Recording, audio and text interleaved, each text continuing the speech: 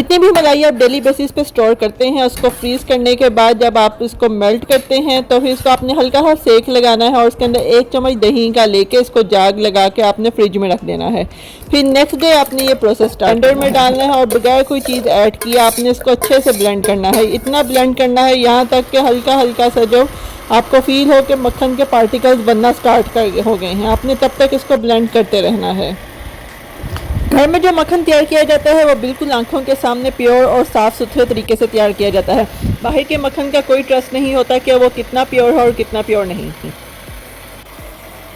जब मक्खन के थोड़े थोड़े पार्टिकल्स नज़र आना शुरू हो गए थे तो मैंने इसके अंदर फुल ठंडा पानी ऐड किया है। ठंडा पानी आप जैसे ही ऐड करेंगे और साथ ही ब्लेंड करेंगे इसको तो फ़ौरन से जो है सारा मक्खन ऊपर आना शुरू हो जाएगा।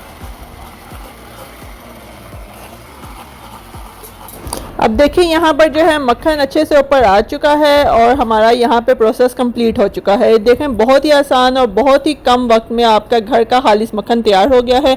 आप बाहर से बाज़ार के जो है मक्खन खरीदते हैं वो पता भी नहीं होता कि कितना प्योर है कितना नहीं प्योर। घर में खालिस चीज़ आपके हाथ से बनी हुई का कोई मुकाबला नहीं। अब यहाँ पर आपने हल्के हाथों के साथ जो है मक्खन को लस्सी से अलग करना है।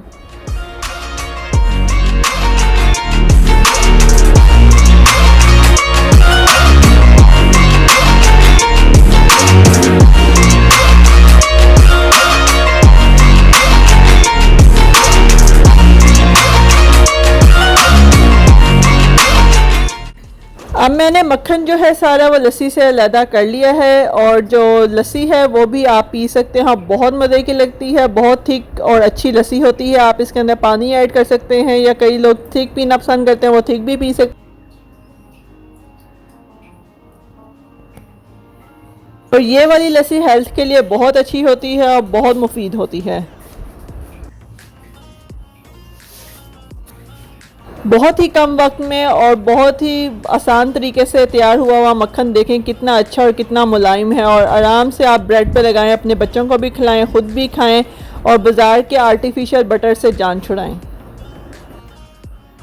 इंशाल्लाह मैं नेक्स्ट भी आपके साथ ऐसी हेल्पफुल वीडियो शेयर करती रहूँगी। और अगर आपको मेरी वीडियो पसंद आई हो तो लाइक शेयर एंड सब्सक्राइब। तब तक के लिए अल्लाह हाफिज़।